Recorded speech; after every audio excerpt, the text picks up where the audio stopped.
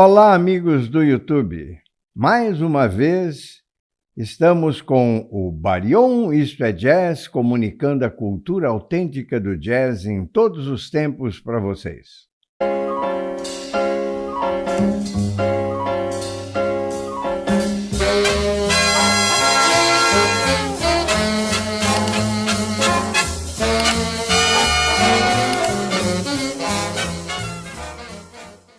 Dando prosseguimento à evolução do jazz nos diferentes estilos, desde a sua formação lá em Nova Orleans, estamos nos anos 60 e indo já para os anos 70, com aí o surgimento do Jazz Fusion, ou simplesmente Fusion. Tudo que se une, se mistura, elementos diferentes, é uma fusão. E assim, na música, no jazz, o Fusion foi uma fusão de vários elementos, várias linguagens, vários estilos, várias referências sociais, políticas e culturais, sempre. E aí formou-se o Jazz Fusion, ou Fusion. Nós vamos deixar para um próximo vídeo. Este aqui será citando a evolução, os nomes que se destacaram, as músicas, bandas que se destacaram e que influíram muito na formação do Jazz Fusion. Nós vamos deixar para o próximo vídeo com as ilustrações musicais, com todas as bandas, ok? Nos anos 50, no início dos anos 50, naqueles extremos, né, do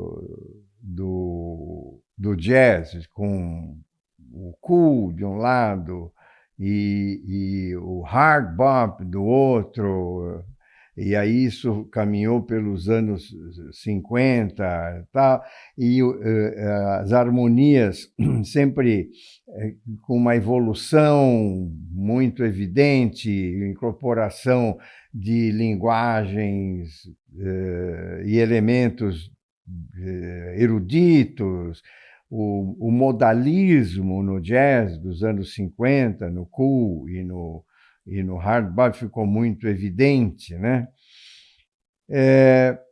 Uma linguagem nova, caminhando para o fim da década, parecia que estava não respeitando, entre aspas, as regras, as bases da música, vamos chamar de convencional, ou a música, a estrutura musical do que se tinha na época, né? E com isso, aqueles que iniciaram esse processo, né, no jazz, aí, com o surgimento do free jazz, analisando bem tecnicamente, o free jazz é uma volta às origens. Por que uma volta às origens? Lá em Nova Orleans, surgimento das brass bands e depois o Dixieland Jazz, com a improvisação coletiva, que era o ensemble, né? O ensemble, como nós dissemos, a improvisação coletiva voltou no free jazz, que nada mais era do que uma improvisação coletiva, com outras linguagens. outras escalas, mas era uma improvisação coletiva. Lá em Nova Orleans respeitava-se a tonalidade e o free jazz era atonal. E isso foi formando um processo que surgiu no fim dos anos 50. Esse processo se solidificou no começo dos anos 60. Isso também pelo seguinte, aquela conexão jazz-entretenimento, fosse dança, canto, ficou um pouco em segundo plano. Porque eles pensavam em si próprios, na evolução musical ou autoafirmação musical deles mesmos, né, dos próprios músicos, e esqueceram o público jovem, sempre o público jovem. O dinamismo é o público jovem, porque eles vêm, trazem suas referências das gerações anteriores, mas adquirem outras pelas circunstâncias sociais e culturais. Com isso, o jazz, aquele jazz convencional, ficou segundo plano ou até quase que totalmente esquecido. Os músicos que surgiram com o free jazz, basicamente dois nomes, né? Sempre é dito, o Ornette Coleman e o John Coltrane, embora tivessem outros, né? E eles também não vieram do nada, não vieram lá de Marte ou da outra galáxia, eles vieram acumulando conhecimentos musicais que eles, desde que começaram a estudar música, acumularam conhecimentos musicais, incorporaram e deram, aplicaram nas suas referências. Todos eles tiveram experiências com bandas de blues, bandas de baile, tocando em clubes, bailes.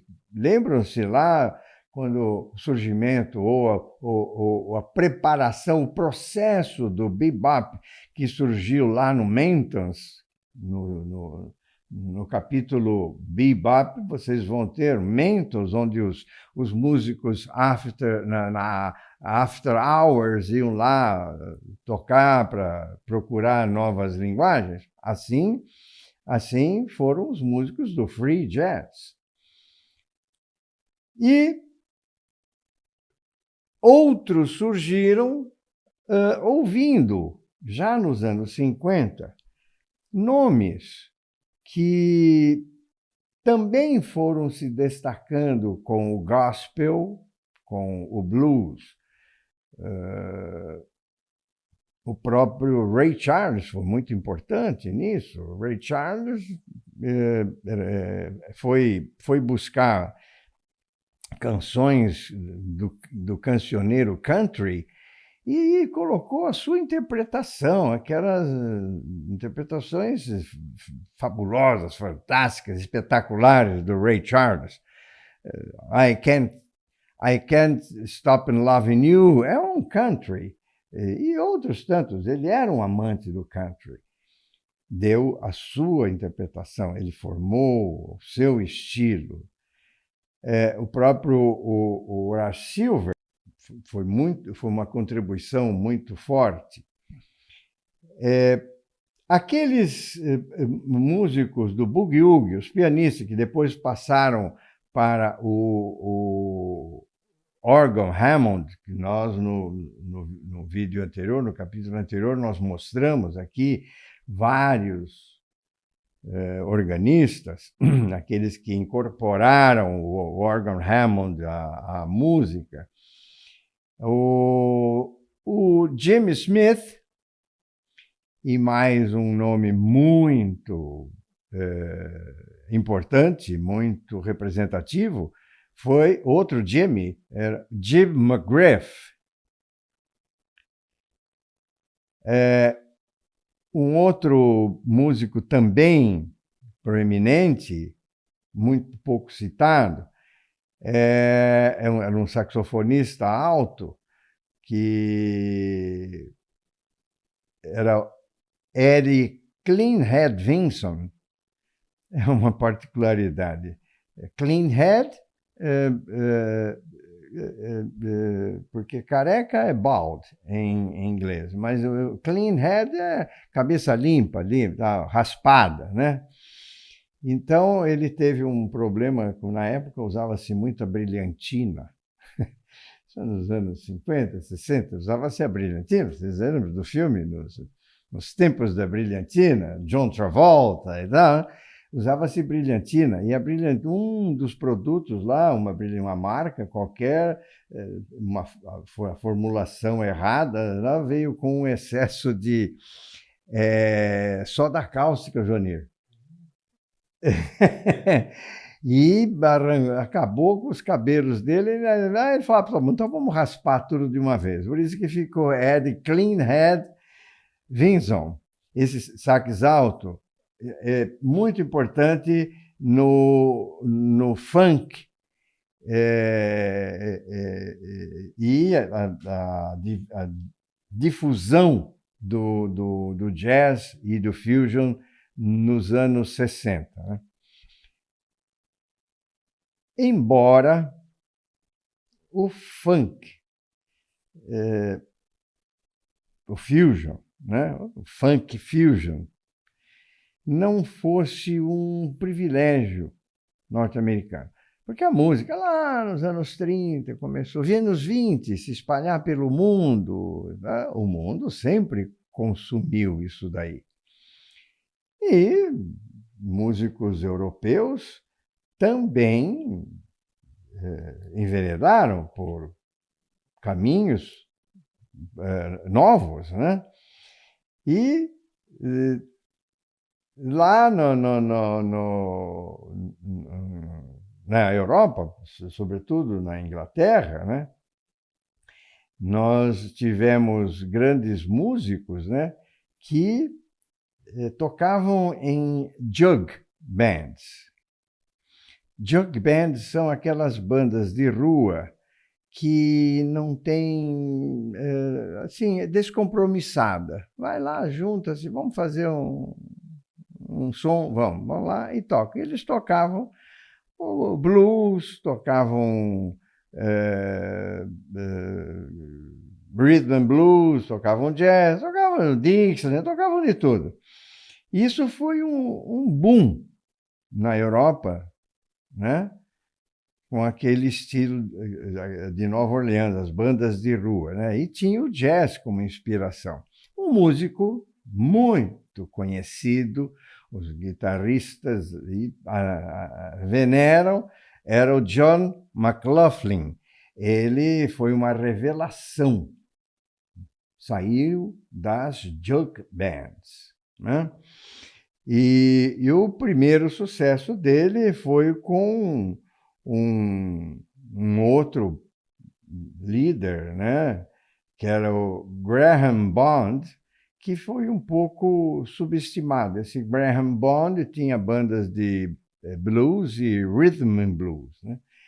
E o McLaughlin saiu de lá. Como dissemos, tudo que se mistura é uma fusão. Citando um pouco aqui no Brasil, nós tivemos samba jazz, samba rock, né? Não vou citar nomes aqui porque vocês sabem quem são, né? Mas tivemos o samba jazz, o samba rock. E o próprio Stan Getz, lembram-se? Stan Getz, aquele que foi responsável pela expansão e difusão da bossa nova nos Estados Unidos e dali para o mundo, ele fez o jazz samba. Aliás, Os 2 CDs que ele gravou com essa fusão, o título do CD é Jazz Samba, e o segundo é Jazz Samba Encore, quer dizer, novamente. E ele que foi responsável por essa difusão. Muitos falam, só um fato histórico, muitos dizem que aquele famoso concerto no Carnegie Hall de novembro de 62 foi o responsável por levar a bossa nova para os Estados Unidos. Não. A bossa nova já estava nos Estados Unidos pelo Stan Getz. Esse show, fato histórico apenas, esse show lá no Carnegie Hall foi, já dissemos aqui, foi pensado, idealizado pelo Ministério das Relações Exteriores do Brasil e o Instituto Brasileiro do Café. E todos que estavam lá, lotado, eram todos convidados. É só uma fato histórica. Tem os livros aí que definem bem como toda a trajetória, desde dos convites iniciais que foram feitos. Ninguém acreditava. Imagina, teve músicos renomadíssimos da Bossa Nova no Brasil que falaram, não, eu não vou, tenho que pescar e tal. Não, nem acreditavam que pudesse ter um show, um concerto na Carnegie Hall de Bossa Nova. A história está aí, para quem quiser pesquisar. Bom,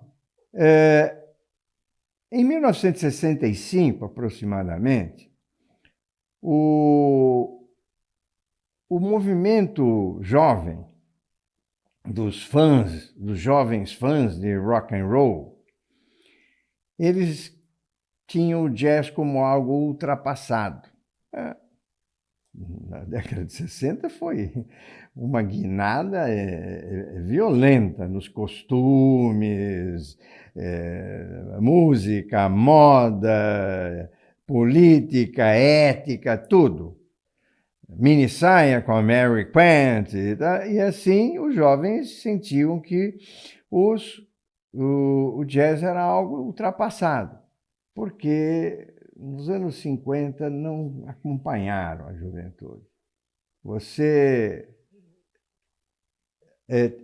abre espaço para outras coisas, você alivia o pé, vão tomar o seu espaço. Não tem como. Por isso é que tem que se manter sempre em evidência. Se a Coca-Cola tirar o pé, alguém toma o lugar.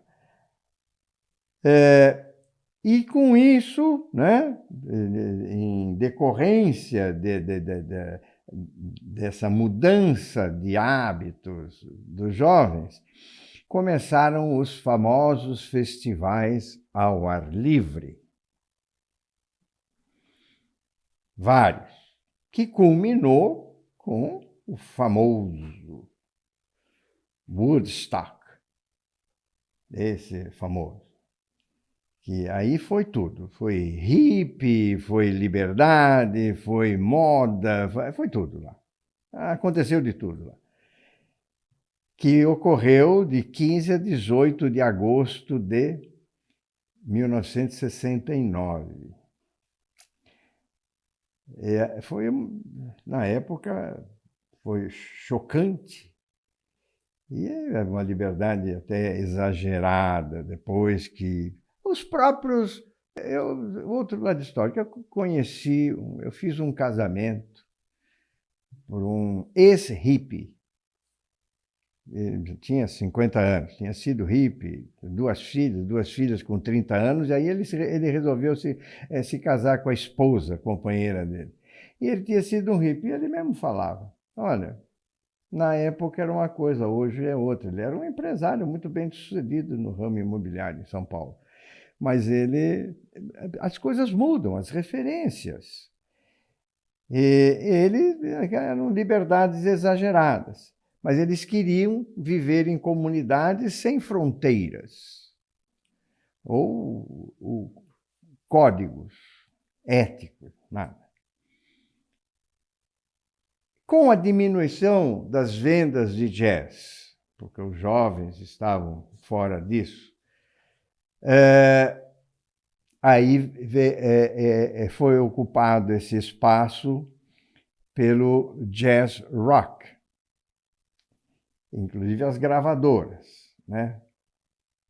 E surge um instrumento que já existia, a marca, já desde 1953, mas não era muito utilizada, eram outras coisas, que depois, nos anos 60, ganhou evidência, que foi o sintetizador. Foi o primeiro piano elétrico que que ocorreu já nos anos 50, um pouco e tal, e foi o sintetizador. Isso foi evoluindo, e esse sintetizador é chamado de Moog, que era o sobrenome do criador. Se não me engano, no estado de Minneapolis, Minnesota, eu exatamente não sei, mas era americano.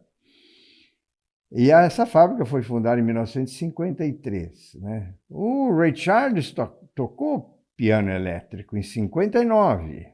Né? E o sintetizador veio depois de 65, se incorporou ao fusion, ao jazz rock. E os pianistas adotaram, porque o som mais brilhante, enfim, isso era uma coisa que veio na época e ficou. Foram feitas, sofreu evoluções tecnológicas, samplers e tal. Nisso aqui, o meu amigo Johnny conhece perfeitamente. Mas começou lá, tudo tem um início. E Herbie Hancock, Chick Corea, Joe Zawinul, nós falamos do Weather Report, Herbie Hancock tocou com o Miles Davis, o Chick Corea com Return to Forever, enfim, eles começaram a utilizar. Aí surgiu um guitarrista muito importante, um adjetivo melhor para ele. Ele é o único que realmente fez escola, que foi e foi influenciador, que foi o Jimi Hendrix. Esse com o jazz rock e o fusion. O James Brown, vocês agora ainda se toca James Brown cantando aí. Um outro músico tinha uma banda um pouco não tão conhecido, que era o Sly Stone. E o jazz foi caindo no esquecimento do jazz tradicional. Quando se fala de jazz tradicional, não é só aquele jazz de Nova Orleans, Chicago, o Big Band, até o próprio bebop, hard bop, passou a ter uma tradição no jazz. E mesmo esses aí ficaram esquecidos, embora os músicos, os jazzistas, adotaram músicas, o estilo jazz rock para não ficarem sem emprego. As gravadoras não estavam querendo gravar mais o jazz convencional, né? E essa vontade dos jazzistas de tocarem essa linguagem do jazz rock deu surgimento a um famoso grupo musical destacadíssimo, que foi o Blood, Sweat and Tears. Essa frase, Blood, Sweat and Tears, veio lá do Winston Churchill, na guerra, que a guerra Alemanha dominando a Europa e a coisa estava ficando feia, e o Winston Churchill falou: nós vamos lutar e para vencer Hitler vai ser à custa de muito sangue, suor e lágrimas. Então é blood, sweat and tears. E aí, com sopros e a linguagem jazzística, né? Isso tudo já com o Fusion, tudo isso Fusion, puríssimo, com vários instrumentos sendo adotados e instrumentistas e colocando o seu instrumento. Um muito importante, destacado para o Fusion, né, o vibrafonista Gary Burton. Nós tivemos lá o vibrafonista do Lionel Hampton, mas aqui não é o jazz tradicional, convencional, mas no Fusion era o Gary Burton. Embora o próprio Chick Corea tenha gravado com o Lionel Hampton, mas não era, era um jazz fusion um pouco mais light, mais suave pelo próprio Lionel Hampton. Mas o Gary Burton foi o primeiro a colocar o vibrafone para o fusion, o jazz rock, e influenciou até guitarristas. Larry Coryell, esse nome famoso agora, Pat Metheny, esse famosíssimo entre os guitarristas contemporâneos, sobretudo aqui no Brasil. E outro que fala em guitarra fusion é o John Scofield. Fantástico. Fantástico. Outro vibrafonista que também apareceu, tocou junto, sim, na mesma, contemporânea do Gary Burton, foi o Roy Ayers. Esse também grande vibrafonista. Aquele que nós citamos, Yusef Lateef, como multi-instrumentista, nós falamos do free jazz, que incorporou linguagens africanas, ritmos do mundo todo, né? Ritmos indianos, instrumentos indianos e tal, Yusef Lateef. Nós tivemos outros músicos importantes, que foram o Rand Brecker, trompetista, e o irmão Michael Brecker. O Rand Brecker, infelizmente, já não está mais entre nós. Mas o Michael Brecker, saxofonista tenor, está. Eles são muito com o Dave, estão muito nas produções do Dave Grusin, que tem um selo GRP, GRP, um selo espetacular de fusion, espetacular. E um dado histórico aqui, o Rand Brecker, ele foi casado com uma pianista brasileira. É interessante o seguinte, os pianistas falam em Diana Krall, linda, fantástica, cantando maviosamente e maravilhosamente, tocando piano, mas a Eliane Elias é brasileira e faz a mesma coisa, pessoal, só que ela não canta as mesmas linguagens, ela canta bossa, ela canta música brasileira, excelente pianista. Eliane Elias, eu me lembro, perdão, tenho que falar, Opus 2004, em São Paulo, a maior casa de jazz dos anos 70 e 80, Eliane Elias ia dar canjas, ela estudava no CLAN, foi aluna do Hamilton Godoy, estudava no CLAN, ia lá dar canja com Nelson Aires. Perdão. Se o celular existisse, esse celular do Steve Jobs, o iPhone de 2009, Se existisse, eu teria um arquivo fotográfico. Daria inveja a muita gente, mas infelizmente eu sempre sozinho e não dava para bater foto. Não dava. Então, a Eliane Elias, né, mora nos Estados Unidos, foi para lá nos anos 80 e não voltou mais. Casou-se com o Rand Brecker e ficou por lá. O Donald Byrd também muito importante, muito destacado no Fusion, né? 2 álbuns dele famosos, que eram o Blackbird e o Place and Space.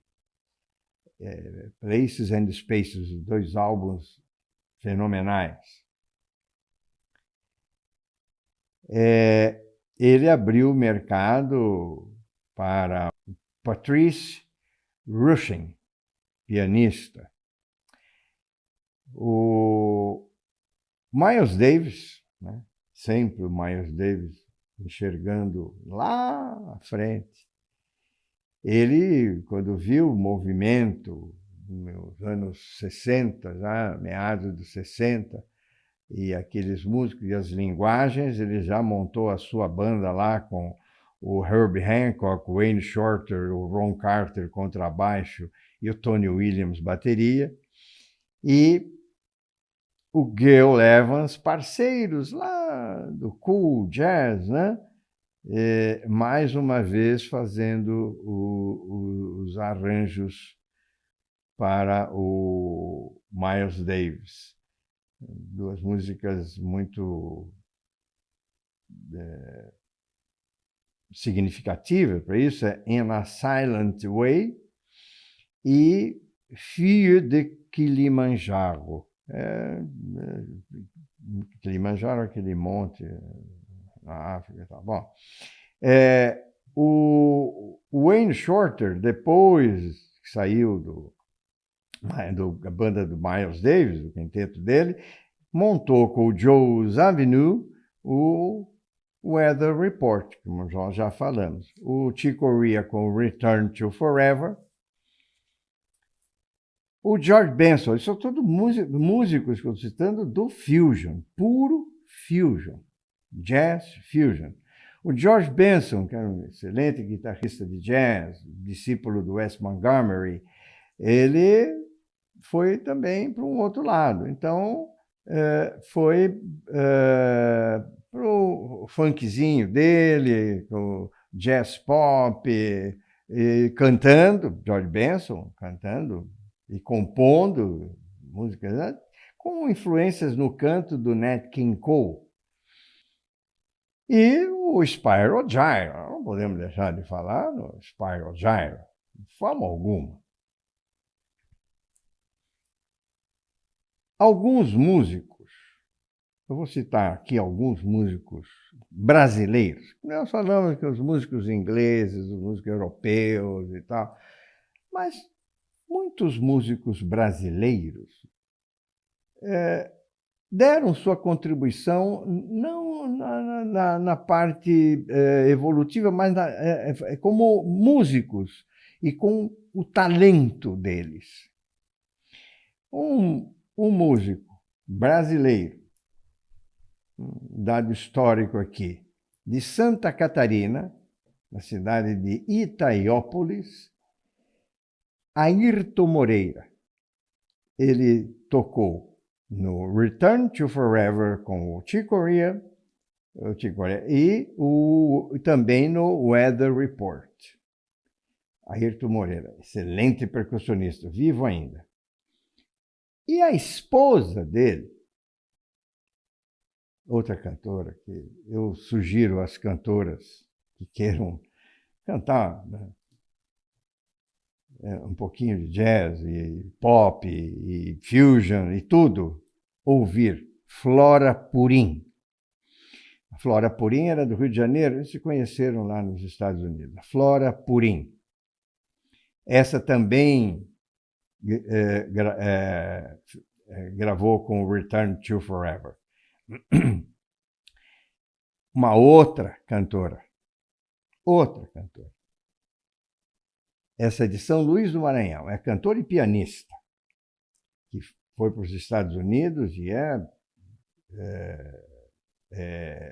também do Fusion. A Tânia Maria. Pouca gente aqui no Brasil conhece. Espetacular. Hoje mora em Paris, é viva. São Luís do Maranhão. Estou citando músicos aqui que foram para lá e se destacaram nos Estados Unidos. O Laurindo de Almeida, violonista, que era de Miracatu, Vale do Ribeira, de São Paulo.